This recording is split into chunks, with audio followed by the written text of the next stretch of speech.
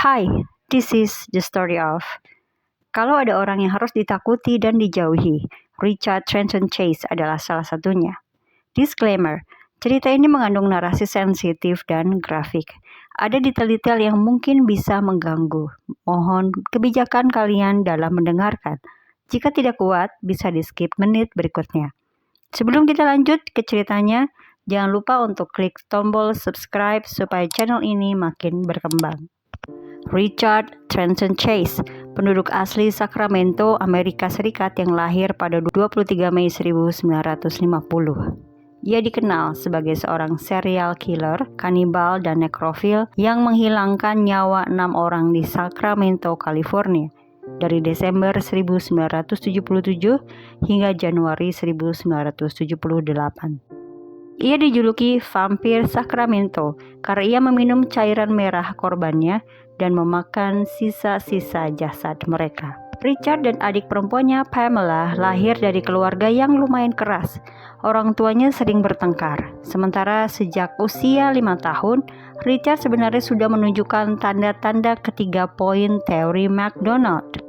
Teori McDonald adalah sebuah teori menunjukkan perkembangan psikopat kekerasan seperti kekejaman terhadap hewan, obsesi dengan pembakaran dan mengompol terus-menerus. Saat berada di SMA di pertengahan tahun 60-an, Richard bahkan mulai mengkonsumsi narkoba. Richard suka berperilaku aneh. Richard bilang dia adalah anggota James Younger Gang, sampai ia minta dibelikan topi koboi kepada ibunya. Richard juga terkadang tidur tidak berbusana di ruang tamu keluarganya, menyalakan pemanas di level maksimal dan kemudian membuka jendela. Di luar sikap anehnya, Richard adalah anak yang populer dan berpenampilan rapi selama masa SMA. Tapi ketika mulai dewasa, Richard berubah menjadi pendiam dan terlihat tidak terawat. Di SMA, Richard punya pacar yang ia kencani pada tahun 1965. Ketika mereka mencoba hoops sex, ternyata ketahuan Richard impotent. Mereka akhirnya putus pada tahun 1966. Setelah lulus dari sekolah menengah, Richard kuliah di American River College antara tahun 1968 hingga 1971, namun berakhir drop out. Seiring waktu, Richard mengalami hipokondria, yaitu gangguan kejiwaan yang ditandai dengan kekhawatiran berlebihan terhadap penyakit serius. Ia sering mengeluh bahwa jantungnya kadang-kadang berhenti berdetak atau bahkan seseorang telah mencuri arteri paru-parunya. Ia bahkan percaya otaknya akan otomatis memproses dan menyerap vitamin C dari jeruk ke tubuhnya. Richard mengatakan saat mencukur kepalanya, ia melihat tulang tengkoraknya telah terpisah dan bergerak-gerak. Beranjak dewasa, Richard mulai mencari pekerjaan walaupun tidak pernah berlangsung lama. Richard pertama kali bekerja sebagai pengetik dan penjawat telepon untuk Retailers Credit Association pada tahun 1969. Richard juga terus mencari pekerjaan sambilan lainnya di Sacramento sambil tetap menggunakan narkoba dalam jumlah yang banyak.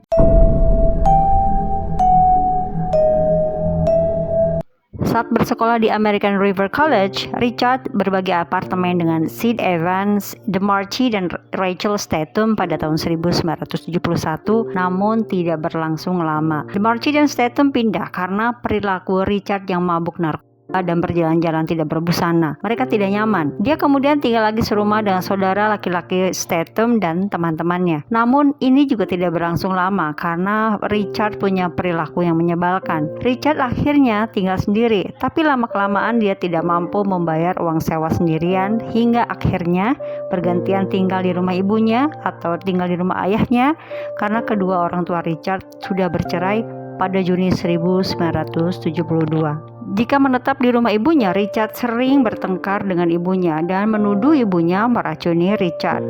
Namun ketika juga tinggal dengan ayahnya, ayahnya juga mengusir Richard karena Richard berperilaku mengganggu dari rumahnya. Tetangga melaporkan bahwa Richard hanya berdiri diam di dekat rumah ayahnya itu dan menatap kosong rumah itu untuk waktu yang lama. Pada titik ini ayahnya tidak percaya bahwa masalah dalam hidup Richard disebabkan oleh penyakit mental. Ayahnya yakin hal ini disebabkan oleh etos kerja yang malas dan nilai-nilai yang salah arah.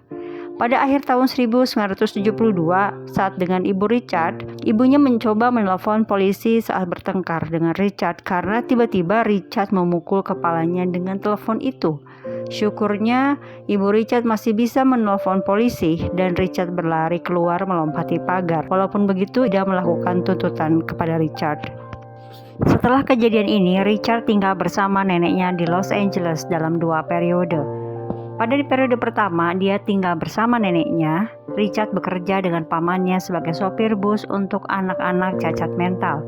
Namun, ia dipecat karena lalai dalam merawat bis yang menjadi tanggung jawabnya. Setelah dipecat, Richard lebih banyak rebahan di siang hari dan keluyuran di malam hari. Neneknya sering mendengar Richard berbicara sendiri dan malah pernah memergoki Richard sedang berdiri di atas kepalanya di sudut kamarnya. Ketika ditanya, ia mengatakan ia mencoba membuat darah mengalir kembali ke kepalanya. Di lain waktu, ia mengeluh kepada si nenek bahwa jantungnya sakit. Di Los Angeles, Richard kemudian menemukan pekerjaan di toko cat, tetapi dipecat dalam beberapa hari saja. Nenek Richard mengatakan bahwa kondisi mental dan penampilan fisiknya makin memburuk selama ia tinggal bersamanya untuk kedua kalinya. Richard sepertinya seharusnya pergi ke dokter untuk ditolong saat itu ya. Pada musim panas tahun 1973, Richard kembali ke Sacramento setelah dari neneknya di Los Angeles. Di ruangannya, dia mulai memotong foto-foto organ tubuh manusia dari sebuah buku kedokteran dan menempelkannya di seluruh kamar tidurnya. Karena Richard ingin memahami apa yang salah dengan dirinya.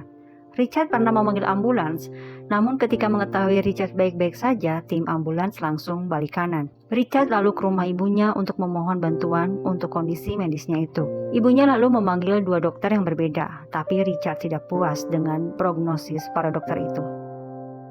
Lalu Richard pergi ke Dr. Ansel. Dr. Ansel menemukan bahwa secara fisik Richard baik-baik saja, tapi hal yang lebih mengejutkan bahwa dokter menyimpulkan Richard memiliki gangguan kejiwaan yang sangat serius. Sepertinya Richard tidak puas juga dengan perawatan yang ia terima dari Donald Ansel. Hingga pada saat ia menonton TV di tahun 1973, ia menghabisi salah satu kucingnya ketika melihat sebuah tayangan di mana seekor kucing menerima perawatan medis berkualitas tinggi. Kisah itu membuatnya cemburu dan kesal pada kucing itu, dan ia merasa seharusnya dirinya lah yang pantas menerima perawatan tersebut. Saking merasa membutuhkan bantuan medis, suatu hari Richard pernah mendatangi ruang gawat darurat rumah sakit American River. Richard mengatakan pada staf rumah sakit bahwa ia tidak bisa bernafas, darahnya telah berhenti mengalir, dan bahwa ia menderita serangan jantung. Juga menyebutkan ia kehilangan vena pulmonalisnya. Dr. Irwin Lyons mencatat dalam laporannya bahwa Richard datang dalam keadaan tegang, gugup, dan bermata liar. Kulitnya putih namun pucat, kotor, acak-acakan, dan berbau busuk. Rumah sakit mendiagnosis Richard dengan skizofrenia paranoid akut. Mereka pun beranalisa bahwa kemungkinan Richard menderita psikosis yang disebabkan oleh obat-obatan. Richard lalu dirawat 2 hari di ruang psikiatri pada bulan Desember 1973. Setelah dipulangkan dan minum obat-obatan dari rumah sakit, kesehatan mental Richard diduga membaik selama 2 tahun berikutnya. Berat badannya naik sekitar 9 kilo. Namun kondisinya kembali memburuk karena Richard kembali mengkonsumsi obat-obatan terlarang. Ibu Richard mengatakan kalau Richard sudah kumat, Richard akan berbicara sendiri. Dan Richard pun masih suka memberantemi ibunya dan juga adiknya Pamela. Suatu hari, Richard sampai menampar wajah ibunya. Dan hal itu terdengar langsung ke ayahnya yang membuat ayahnya sangat marah dan sudah tidak bisa menangani Richard lagi. Akhirnya Richard diberikan apartemen sendiri supaya dia lebih mandiri. Setelah tinggal di apartemen, Richard semakin aneh. Dia suka membeli kelinci dan ternyata memakannya secara hidup-hidup. Kalau orang tua Richard datang berkunjung, Richard akan segera membersihkan apartemennya supaya orang tuanya tidak curiga. Di tahun 1976, Richard telah menyuntikkan darah kelinci ke tubuhnya sehingga menyebabkan keracunan pada darahnya. Di rumah sakit American River, Richard sempat-sempatnya berkata pada petugas bahwa memakan kelinci memiliki asam baterai di perutnya. Sehingga akhirnya Richard dipindah ke fasilitas kesehatan kejiwaan rumah sakit American River. Staf di lembaga itu menjulukinya Dracula. Ia akan mematahkan leher 2 burung yang ia tangkap melalui jendela rumah sakit dan meminum cairan merah burung itu. Dia juga akan mengekstrasi cairan merah dari anjing terapi dengan jarum suntik curian. Setelah tinggal di apartemen ini, Richard semakin aneh. Ia akan membeli kelinci dan memakannya hidup-hidup. Kalau orang tua Richard berkunjung, Richard akan membersihkan apartemennya tetap bersih dan berlaku secara normal.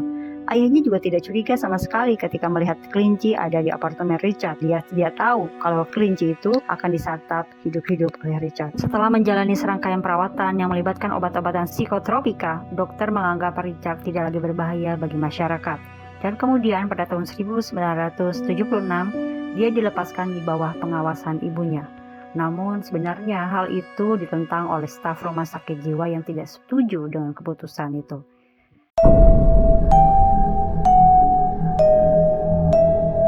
Tanpa berkonsultasi dengan dokter, Ibu Richard menghentikan pengobatannya karena menurutnya obat-obatannya itu membuat Richard menjadi seperti zombie.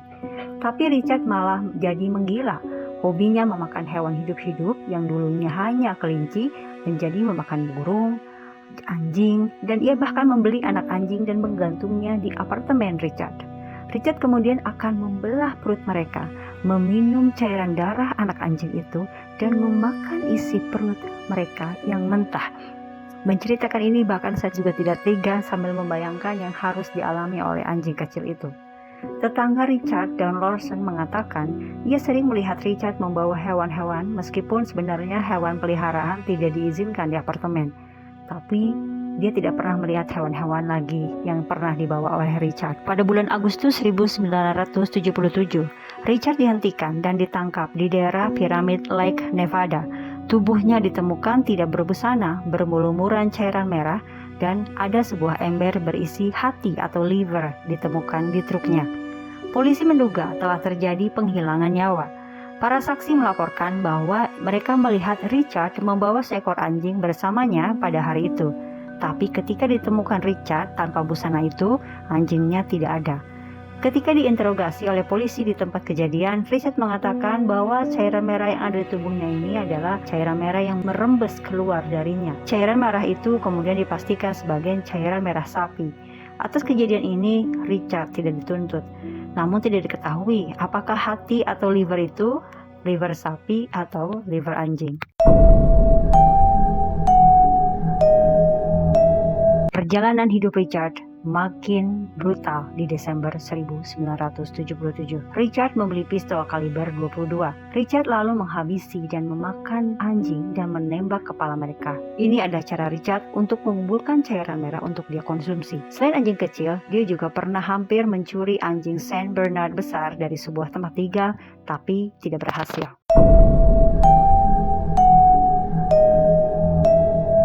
Pada tanggal 29 Desember 1977, Richard sedang berkendara di sebuah area perumahan. Richard menghilangkan nyawa korban manusia pertamanya. Korban bernama Ambrose Griffin. Ia adalah seorang insinyur berusia 51 tahun dan ayah dari 2 anak. Griffin sedang menurunkan belanjaannya di jalan masuk rumahnya. Istrinya yang melihat Griffin mendadak tergeletak berpikir dia menderita serangan jantung. Dalam analisa polisi saat itu, dianggap sebagai kejahatan acak dan tanpa motif. Richard mengatakan saat interogasi kepolisian bahwa sebelum menghilangkan nyawa Griffin, ia marah karena dilarang masuk ke rumah ibunya karena Pamela takut padanya. Richard lalu mencabik-cabik kucing di depan ibunya saat bertengkar dan mengolesi cairan merah kucing itu ke tubuhnya, lalu pergi. Dan terjadilah penembakan Griffin. 2 minggu setelah penghilangan nyawa Griffin, ia mencoba memasuki rumah seorang wanita, tetapi pintunya terkunci. Ia lalu pergi begitu saja.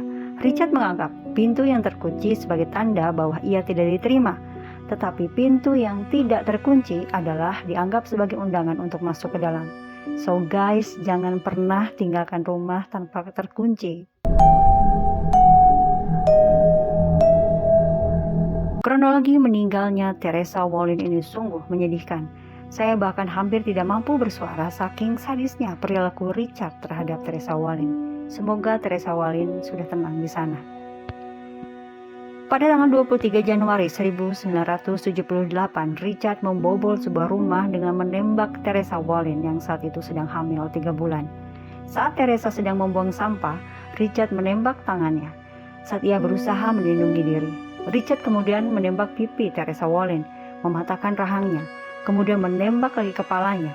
Dalam kondisi Teresa seperti itu, ia melakukan hoof sex dengan mayat Teresa Wallin sambil menusuk perutnya dengan pisau jagal dari dapur Teresa sendiri. Beberapa organ kemudian dikeluarkan oleh Richard, termasuk limpa yang dipotong, kedua ginjal dipotong, dan Richard meletakkannya di sisi kiri di bawah hatinya. Ia kemudian memotong salah satu putingnya dan meminum cairan marahnya melalui cangkir yogurt yang ia temukan di kantong sampahnya. Ia memasukkan kotoran anjing dari halaman rumah Wallin ke tenggorokannya sebelum meninggalkan rumah Teresa Wallin. Meskipun mengenakan sarung tangan karet saat melakukan penghilangan nyawa Teresa Wallin, Richard tidak berusaha menutupi tempat kejadian perkara.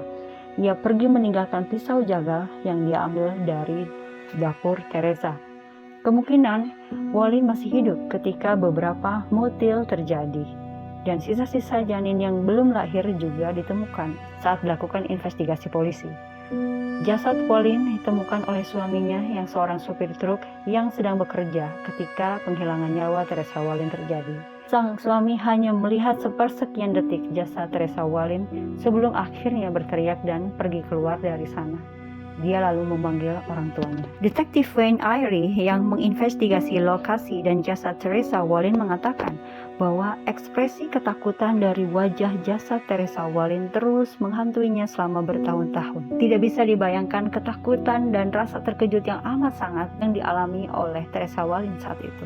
Sementara Richard, setelah penghilangan nyawa itu, dia menghabiskan sisa hari itu dengan menonton televisi di apartemennya.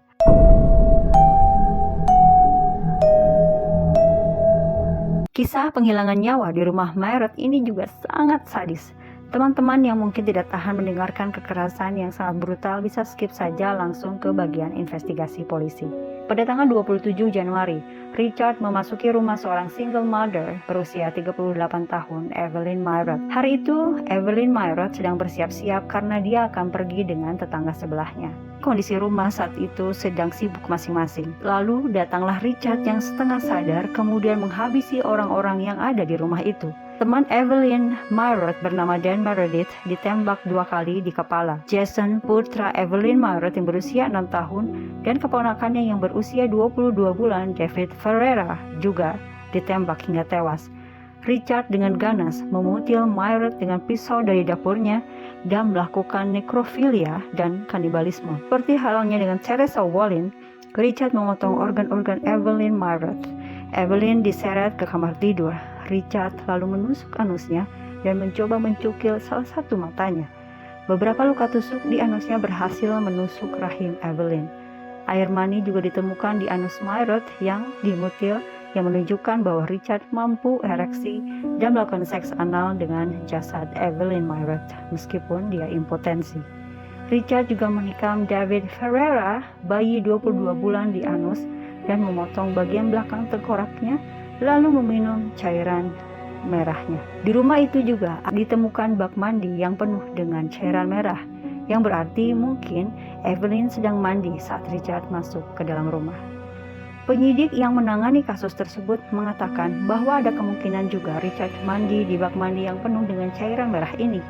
Saat mutil terjadi, Tracy Greengard yang berusia 6 tahun mengetuk rumah Evelyn Mayret untuk memastikan apakah mereka sudah siap untuk pergi atau belum. Mendengar itu, Richard yang terkejut lalu melarikan diri dengan mobil Dan Meredith bersama tubuh David Ferreira dan membawanya ke apartemennya. Di apartemennya, Richard kemudian memisahkan kepala bayi itu dari badannya dan memakan bagian otaknya. Ketika saat diinvestigasi ditanya kenapa Richard melakukan ini, Richard mengaku karena dia sangat lapar. Gila ini orang, kewarasannya sudah hilang hampir semuanya. Keluarga Tracy Greengard akhirnya mengetahui pembantaian di rumah Evelyn Mayret. Polisi dan detektif Sacramento Ray Biondi segera mendatangi rumah itu. Jason Mayret ternyata sudah mengenakan pakaian baru untuk perjalanan yang harusnya dilakukan bersama keluarga Greengard. Saat polisi menemukan jasad Evelyn Mayret yang dimutil tergeletak di tempat tidur, mereka melihat bahwa bayi 22 bulan David Ferreira hilang dari tempat tidurnya. Mereka merasa harapan hidup David si kecil sangat tipis. Polisi menemukan jejak telapak tangan dan jejak sepatu di cairan merah Evelyn Mayret. Dan karena penghilangan nyawanya, polisi yakin ini ada hubungannya dengan Teresa Wallin. Polisi awalnya menyelidiki kemungkinan bahwa Wallin mungkin telah dihilangkan nyawanya oleh salah satu mantan kekasih suaminya. Tetapi setelah melihat kejadian di rumah Evelyn Myrath yang secara penghilangan nyawanya sama dengan Teresa Wallin, teori itu segera terbantahkan.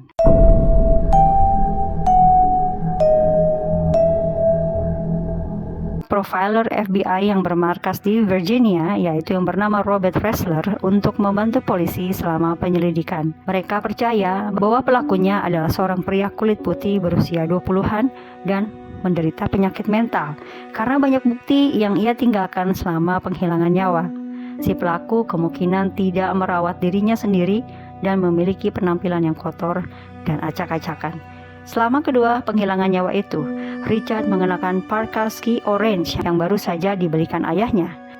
Nancy Westfall, seorang kenalan lama Richard Chase di sekolah menengah, kemudian memberitahu polisi bahwa ada juga seorang pria dengan parka ski orange telah mendekatinya saat ia sedang berbelanja.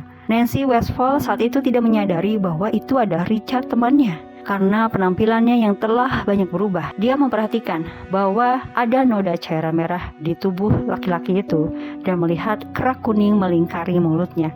Ia juga mengatakan matanya sangat cekung ke dalam. Akhirnya penyelidikan mengarahkan polisi ke Richard Trenton Chase. Polisi langsung mendatangi apartemen Richard. Awalnya Richard tidak mengizinkan polisi masuk ke apartemennya. Jadi mereka berbicara dengan keras satu sama lain di luar apartemen. Berpura-pura Richard akan pergi. Taktik ini berhasil dan mereka menangkap Richard begitu ia meninggalkan apartemennya. Ketika Richard melihat polisi, dia awalnya mencoba lari dari mereka dan melawan saat mereka menangkap. Richard bersenjata pada saat itu dan tidak diketahui apakah David Ferreira masih hidup atau tidak. Jadi detektif Wayne Eyre menembak Richard supaya tidak kabur. Richard ditangkap setelah Nancy Westfall melapor dan mereka memeriksa latar belakangnya. Polisi yang menggeledah apartemen Richard menemukan bahwa dinding lantai, langit-langit, kulkas, dan semua peralatan makan dan minum Richard berlumuran dengan cairan merah. Beberapa kalung anjing juga ditemukan bersama dengan organ yang membusuk yang merupakan milik hewan dan beberapa korbannya. Di kalender apartemen Richard, polisi menemukan tanggal penghilangan nyawa Teresa Wallin dan Evelyn Myrath. Richard telah menulis kata hari ini di kalender dengan kata hari ini ditulis pada 44 tanggal lainnya sepanjang tahun 1978. Bisa dibayangkan jika Richard tidak tertangkap, akan masih banyak lagi korban berjatuhan karena Richard sudah menjadwalkannya.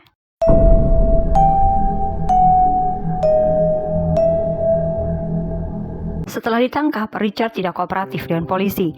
Dia bilang bahwa dia hanya menghilangkan beberapa nyawa anjing dan bahwa ia dijebak oleh orang Italia. Dia mulai berbohong dan atau mungkin berhalusinasi, entahlah, semuanya beda tipis. Ia berspekulasi bahwa penghilangan nyawa itu dilakukan oleh seorang pria pirang berjaket orange dan bahwa seseorang telah masuk dan keluar dari apartemennya. Dan akhirnya pada Maret 1978 polisi dapat menemukan jasad bayi David Ferreira yang sudah membusuk di tong sampah di dalam sebuah kotak. Pada tahun 1979, Richard Trenton Chase diadili atas 6 tuduhan penghilangan nyawa. Ia mendapatkan pengacara yang merupakan putra dari migran Lebanon yang bernama Faris Salami. Saat dalam tahanan dan menunggu persidangan, Richard mengklaim bahwa makanan yang disajikannya kepadanya telah diracuni. Ia meminta pengacaranya Faris Salami untuk menguji terlebih dahulu makanan yang akan dia makan. Dan tentu saja hasilnya negatif. Memang si Richard ini ya ada-ada aja. Untuk menghindari hukuman matinya, Faris Salami mencoba membuat Richard dinyatakan bersalah atas penghilangan nyawa tingkat 2 yang akan mengakibatkan hukuman seumur hidup. Menurut Faris Salami, Richard adalah seorang yang paling gila yang pernah ditemuinya dan bahwa kasusnya adalah salah satu penyakit mental. Richard mengakui kesalahannya dan mengatakan, "Saya tidak menghilangkan nyawa siapapun, hanya beberapa orang." Richard mengakui bahwa ia membutuhkan cairan merah dengan mengatakan bahwa ia telah pergi ke beberapa tempat untuk mendapatkan cairan merah secara legal, tetapi dia tidak berhasil. Richard mengklaim bahwa cairan merah dari hewan tidak membantunya, maka dari itu dia mencoba untuk menghilangkan nyawa manusia. Ia kemudian mengaku tidak bersalah dengan alasan dia punya penyakit mental atau kegilaan sementara dan meminta agar ia diperiksa oleh dokter spesialis jantung untuk dugaan arteri paru-paru yang dicuri. Pada tanggal 8 Mei 1979, juri memutuskan Richard bersalah atas 6 tuduhan penghilangan nyawa tingkat pertama dan menolak argumen bahwa ia tidak bersalah karena alasan gila dan menjatuhkan hukuman mati di kamar gas. Jaksa penuntut utama Ronald W. Torcherman meyakinkan juri bahwa Richard, meskipun terganggu mentalnya, tetap tahu bahwa apa yang dilakukannya itu adalah salah. Richard waras secara hukum. Richard juga mengenakan sarung tangan selama penghilangan nyawa untuk membantu membuktikan adanya tingkat perencanaan sebelumnya. Pada 26 Desember 1980 pukul 11.05 siang, Richard ditemukan tidak bernyawa di sel penjaranya di San Quentin. Otopsi mengungkapkan bahwa ia meninggal karena overdosis sinequan, obat yang diresepkan untuk mengobati depresi dan halusinasinya. Tanpa sepengetahuan petugas, Richard ternyata menimbun obat-obat yang diresepkan dan diberikan tiap hari dan kemudian meminumnya dalam sekali teguk. Dia ditemukan berbaring tengkurap dengan kepala terbenam di kasur dan kakinya terlentang. Di samping tempat tidur terdapat 4 lembar kertas yang dipenuhi tulisan tangan. 2 diantaranya berisi kotak-kotak yang digambar dengan kode yang tidak diketahui. Dan 2 halaman lainnya terdapat pesan di mana Richard mengindikasikan bahwa ia mungkin akan meminum beberapa pil yang dapat menyebabkan jantungnya berhenti berdetak. Alasan pasti dibalik meninggalnya Richard masih belum diketahui. Apakah benar-benar bundir minum obat atau ada hal lain? Beberapa orang percaya bahwa kematian Richard adalah kecelakaan dan bukan bundir, dan bahwa ia telah meminum pil dosis besar dalam upaya untuk menenangkan suara-suara di kepalanya.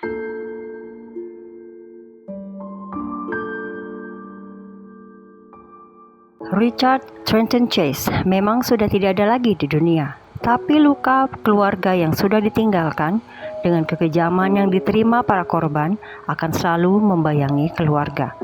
Bahkan untuk korban hewan sekalipun, tindakan Richard si Vampire Sacramento tidak dapat dibenarkan. Terlepas dari masalah kesehatan mental yang dihidapnya dan diberhentikannya obat-obatan oleh ibunya, yang harusnya obat-obatan itu dapat memenjarakan jiwa iblis dalam diri Richard Trenton Chase.